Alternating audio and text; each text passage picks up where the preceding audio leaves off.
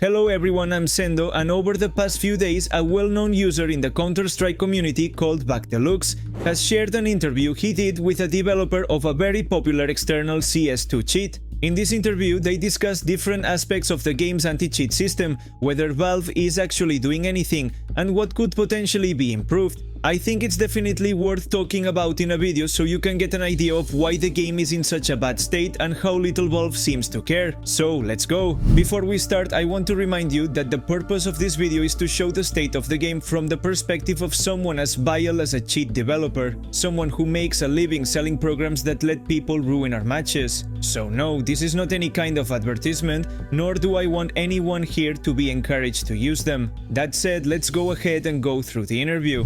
Are you doing anything special on the obfuscation side, or does it mostly rely on being external and staying chill? Or maybe is just Valve not showing interest at all? Valve doesn't care at all.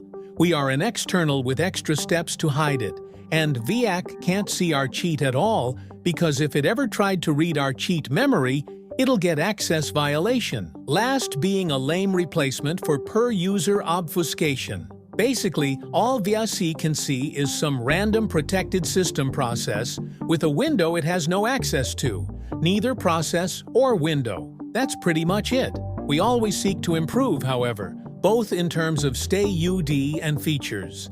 Honestly, it's not pretty hard to stay UD buyback nowadays as it is. Purely ornamental at this point, it was harder to bypass back in the old CSGO days. Do you think if Valve ever did push a serious update, like client-side memory inspection or a kernel AC, a cheat like X would still be safe? Or would that be game over for externals too? We do not change client-side memory. X is read only. A kernel AC-yes. But that goes against Valve's current policy.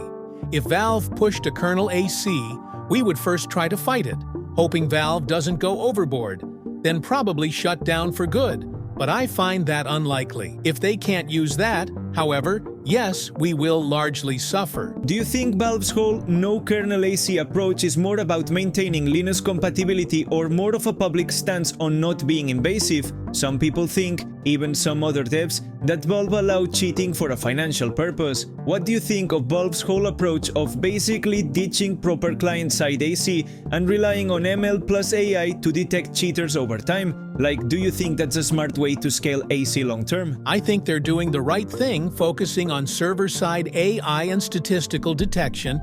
Just they're not great at it, probably because it's John McDonald solo working on that, or like a team of 2 to 3 people alongside him. They gain nothing from allowing people to cheat. People have already cashed into their system to get skins and the game. Besides that, CS is so minuscule when compared to the money they get from game sales, Steam fees. It makes even less sense. I think Valve do what they do to either keep the cheating population, which they pretty effectively isolate with trust factor, or they have nobody inside the company to work in the problem to efficiently eliminate it. So in your opinion, if they did suddenly hire a proper AC team or contracted a serious third-party kernel AC, how hard do you think it'd be to wipe out like 80% of the current cheat market? CS2 is one of the easier, if not the easiest game to cheat on right now. And about that part, about isolating cheaters with trust factor instead of banning them directly, do you think that system actually works well?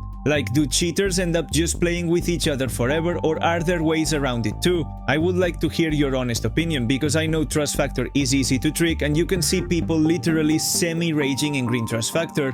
Yes, I think a proper AC will be a huge hit on the cheat market at the price of a lot of users playing on older PCs though. Cheater percentage is something I have genuine zero idea on. We have an unknown quantity of bots playing the game, and cheat devs don't exactly share each other's user base size, as you can imagine. Trust factor works well in Europe and NA. You're heavily unlikely to meet a cheater on green trust below approximately 18,000, which is what the system is supposed to achieve. Most legit players reside below that. Green trust factor is BS because you don't know when it's actually green. Keep that in mind. R2P tab can signify you're in literal purgatory of trust factor or in actual layers of hell. It doesn't tell you how green you are. All it tells is that you're way out of line compared to most players. Also keep in mind the game uses csgo as a base of ranking system.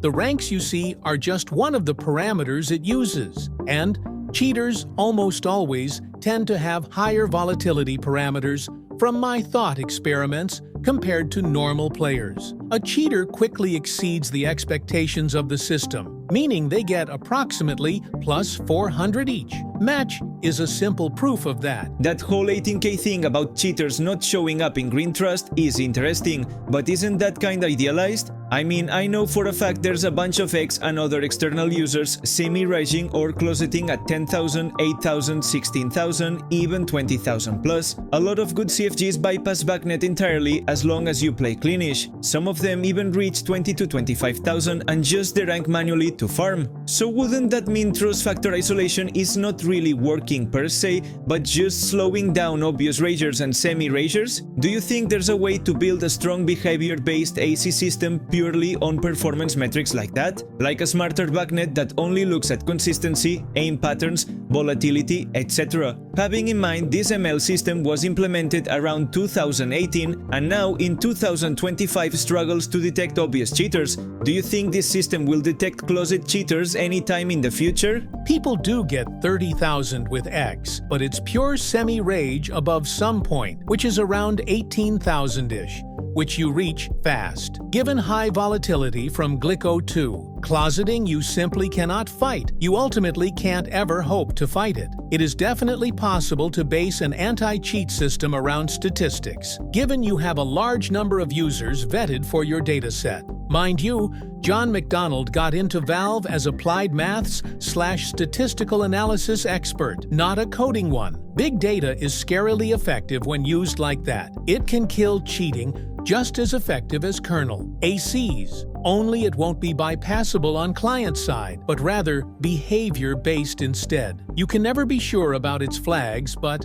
well, VAC lives aren't permanent either. Just stop sus players from playing for a couple of weeks, and they switch accounts, same as with an actual ban. The key is to find acceptable length of a ban and certainty your system finds someone cheater. The problem is Valve's structure. Have you ever checked Valve's handbook for new employees? And also about metrics from CSGO. Consider them all reset when CS2 dropped. The subtick system broke all that. Subtick is so fucked almost all currently existing exploits base around it, including undetected rage bots, as in some other cheat. Supposedly, I have no real clue, but I do think it's actually that. You think that's why Valve hasn't patched any of the ragebot stuff properly? Like they're either overwhelmed or the system's too janky to even touch without breaking the game? Even more? Kinda ironic though, Valve built this trust-based system to isolate cheaters, and then the cheaters ended up understanding it better than Valve does.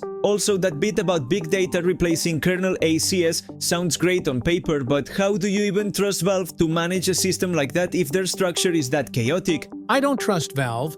I simply said it is theoretically a better approach. Ragebot stuff, well, I would assume they made VacLive analyze shit per subtick, not per tick, and that's what sucks. Because a rage shit can send up to 16 subticks per tick, 1024 frames per second, each frame inputs equals. It may work if they actually put work into it, but they will have to put work in a kernel AC all the same. It's not the problem of approach, it's a problem of lacking manpower. How did you end up on this side of things? Were you always into coding, or did cheating just become the weird niche you vibed with? Well, if that makes sense, I was coding since I was like 15 or something. My dad is a senior dev, so I was always into tech as far as I can. Remember, when I was at high school and COVID struck, I started playing CSGO a lot, so it kinda evolved from that. Basically, shit-pasted stuff for me and school friends back in 2017-ish, but that was really fucking bad. I added more and more features to the cheat until I realized even shit-coded CSGO cheat was still better than most CSGO externals at that time, which is when I just made a horrible website and a license system and pushed the cheat to Ugame. Other dev kinda joined me back then. Dude is insane when it comes to reversing or optimization, so we started gradually adding features. features other cheats didn't have, even back in CSGO. Mind you, I live in Ukraine, and even $200 of profit sounded great to me as a side job, especially so as for a student with no real job. So this is like a side hustle for you now, right? By the way, do you ever feel weird knowing that legit players are getting stomped by your product? Or do you see it more like, if it wasn't us, someone else would be doing the same? It isn't a side hustle, but I am still in Ukraine. X bring me some cash, and that's amazing for all of my purposes. There is money in it. But as in all businesses, unless you invest, you get little revenue. And I genuinely give zero fucks about legit players. Closet cheating doesn't hurt them at all. They can't spot it if it's proper closet. And semi-rage puts cheaters in high volatility and high rank. Besides, it is true that if it wasn't us, it would be other cheats cashing in. And I personally think a lot of them are actively lying to their users about undetectability. UD now, sure, but so is a free external you get off GitHub. And feature-wise, I can't name many cheats competing with us. And at our price, none. This will be the entire interview. There are some really interesting points, like the huge opportunity Valve has to create a proper anti-cheat system based on statistics and behavioral factors. If it were well programmed and backed by a strong team, it could be an excellent solution to the massive wave of cheaters. But the problem is that not enough resources are being dedicated to doing something like this. It's a process that's too slow and gradually burns out the players. One thing I strongly disagree with the cheat developer on is that, according to him, a good cheater who hides doesn't affect matches at all because people won't notice. In reality, right now this type of player barely exists. There are so many factors and so much evidence that even the players who try to hide, the more experienced players after watching just a couple of rounds, can tell if someone is using either a simple radar or the full combo of wallhack radar and some aim assistance. I think Valve has an anti-cheat project that, if properly developed, could handle a large portion of those ultra-blatant cheaters we encounter in our matches. But due to this huge incompetence in creating something solid, many of us players want to enjoy a proper game each day, and it's impossible unless we resort to Faceit or other external platforms. I don't have much else to add. With this interview you can draw your own conclusions. I hope you enjoyed the video. I'm Sendoh and I'll see you next time. Bye!